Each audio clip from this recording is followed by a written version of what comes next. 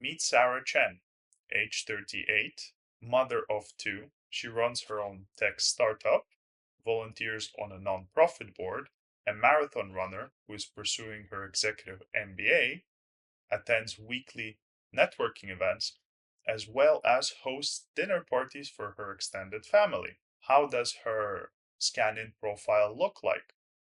Her scan-in profile across all 17 domains, such as financial independence, relationships, career, health, parenting, etc., she scored maximum points for both belief and importance across all 17 domains, meaning that she lands entirely within the motivation quadrant for all of the domains. She believes she can excel in everything and deeply values success in every area. On paper, this sounds like the most motivated, high strength, ultimate achiever. But here's the uncomfortable truth we discovered. Sarah's life is built on a hypocrisy so fundamental that it's destroying her life from the inside out.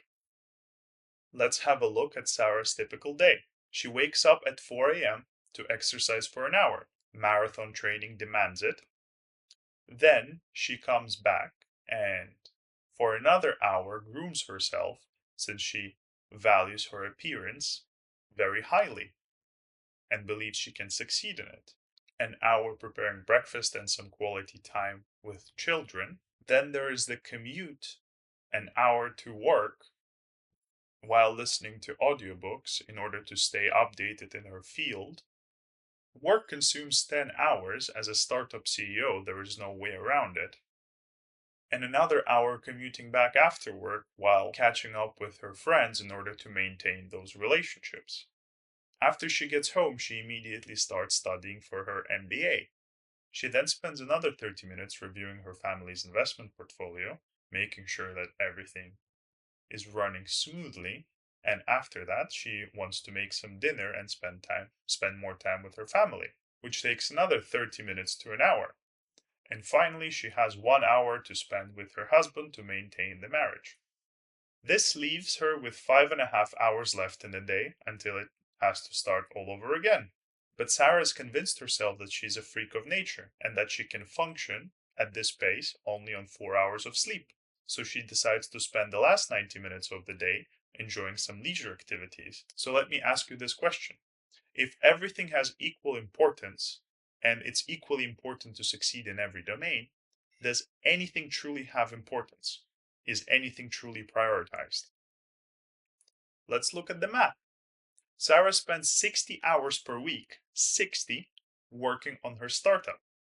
But she genuinely tells herself, genuinely believes that her work at the non-profit board is equally important, that her MBA is equally important, that hosting dinner parties for her extended family is equally important, and that her investment portfolio management is equally important to her job. This is the central hypocrisy at the heart of living entirely in the motivation quadrant. You cannot give maximum attention to 17 major life domains simultaneously. It's mathematically impossible, psychologically destructive, and most importantly, it's a delusion that her mind has constructed in order to protect her from reality. To understand what's really happening, we need to take some notes from Sigmund Freud's ego strength. Freud describes the mind as having three components: the id, the superego, and the ego. The id, it's the primal urge driving us towards action and impulse towards making a decision. The superego is the idealized version of reality, your internalized ideals and moral standards to which you hold yourself to account. And the ego is the manager between those two forces and reality. Your ego as a battery. Every time you make a decision, resist temptation, manage competing priorities, or regulate your behavior, you're drawing on these batteries' resources. This is what psychologists call ego strength, the capacity, your capacity to manage and regulate your behavior. Now look at Sarah. Her superego has created an impossible reality where 17 domains of life demand excellence and top performance. Her ego, the part that has to actually deliver on those ideals, is being asked to mediate 17 different battles simultaneously that which are confronted by reality, what I should be and what realistically I could be. What her ego does when it's faced with such an impossible situation. It's simple. It lies. It tells her that everything is indeed working, that everything is under control, that she's performing in all domains at the same pace as she expects to perform at. And critically, that she can maintain pace in all of these 17 different domains simultaneously and successfully. Because the alternative, admitting that something has to give, would go directly against her superego's imposition of perfection. Let me illustrate this with a thought experiment. I call this the Michael Jordan principle. Imagine Michael Jordan at the peak of his career. He is one of the greatest athletes the world has ever seen. He is also 6'6", with great hand-eye coordination. Technically speaking, these attributes would make him great at painting his own house. So here's the question. Should Michael Jordan paint his own house? I mean, he certainly could do it. He'd probably do a great job at it, given the facts. But what's the opportunity cost for doing it? For actually painting his own house? At the same time that it would take him to paint his own house, he could film a Nike commercial that would net him $50,000. With that money, he could simply hire his neighbor John, who, let's say, works at a fast food chain making $100 per day, to paint Michael's house. He could simply offer Joe $1,000 out of the Nike commercial, which would be 10 days worth of John's wages. While at the same time, Michael makes $49,000 net profit. Everyone wins in this situation.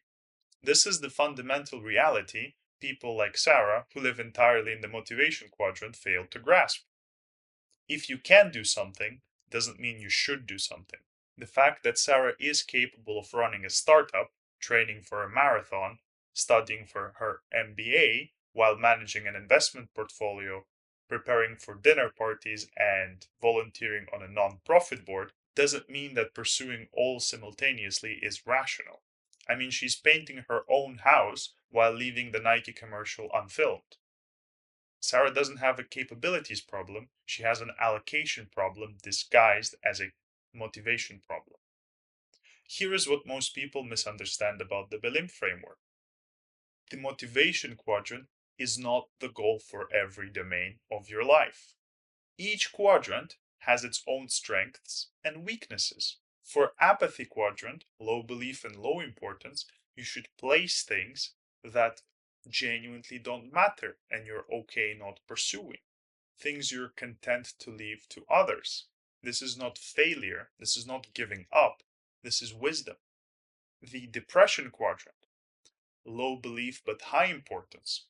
These are the domains that matter deeply, but you're still not confident in them. You still need training, you need support, you need guidance. These are your growth areas.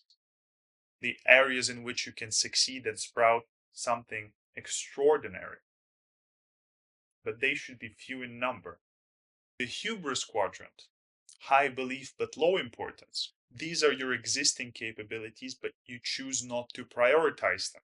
This is strategic confidence. You say to yourself, I could do this, but I'm choosing not to because my attention is better spent elsewhere. And finally, the motivation quadrant, high belief and high importance. This is where you place your 3 to 5 core domains. 3 to 5, not 17. These receive your maximum attention, your deepest energy, since these are your strategic long-term focus. A psychologically healthy person doesn't live entirely in the motivation quadrant. They live in a carefully curated portfolio of quadrants that reflect genuine priorities, realistic self-assessment, and strategic allocation of finite resources. 3 months into this kind of pace, something had to give way. The sleep deprivation, the constant context switching, the depletion of her ego strength, Sarah experienced what her doctors would later call a cardiovascular warning event. Nothing life threatening, but a warning signal from her body which her mind has refused to acknowledge. You cannot maintain this pace. Something needs to change.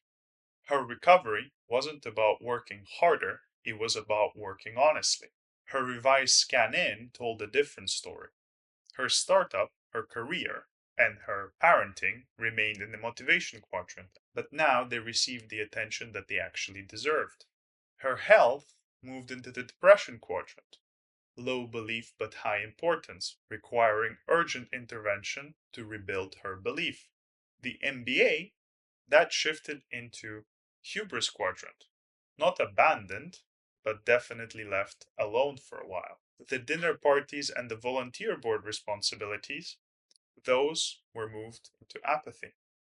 Not because these responsibilities are worthless, but because her ego strength is finite and she chose to stop lying about that fact. So, what have we learned from Sarah's journey? That living entirely in the motivation quadrant sounds ideal and great, but reveals itself as a form of psychological tyranny over oneself, where your superego imposes an unrealistic standard that your ego must then confront, damaging you in the process. The hidden costs include cognitive and emotional drain from maintaining peak performance across all domains, strategic inefficiency from treating all the domains the same, relationship strain from expecting others to match your intensity, reduced creativity from eliminating psychological slack and playful experimentation, eventual burnout as motivation reserves deplete. The wisdom isn't hidden in achieving perpetual motivation. It's in understanding that each quadrant has its own purpose and how to use them strategically to achieve your goals. Peak performance over a lifetime requires dynamic balance. You need domains where you're in motivation, where you're activated, persistent, and intense. But you also need strategic withdrawal, rest, play, and permission to be imperfect. This is why Scan N is so powerful. It doesn't just show you where you are, it helps you understand where you might need to be. It reveals when you're overextended across too many domains, or when you're coasting too much in areas that matter. It helps you spot when strategic repositioning might help your long-term development. Sarah today looks remarkably similar on the surface. She's still the CEO, she's still a mother of two, still running, and still a devoted parent. But internally, she's transformed from someone running 17 different marathons simultaneously into someone sprinting in her chosen domains while walking comfortably in others. The question for you isn't, am I in the motivation quadrant? The question is, am I in the motivation quadrant in the right domains for the right reasons at the right intensity? And am I giving myself permission to occupy other quadrants strategically? If you want to map your own motivational landscape to see exactly where you stand on the 17 different domains of human experience, you can take the scan-in assessment on tq.com, link in the description. Discover not just where you are, but where you strategically might choose to be. Because the goal isn't perfection everywhere, the goal is strategic excellence in what matters, supported by sustainable rest in what doesn't. This is London Psychometric Laboratory, helping you unlock your true potential through science. I hope you enjoyed today's segment. Stay tuned and keep in touch.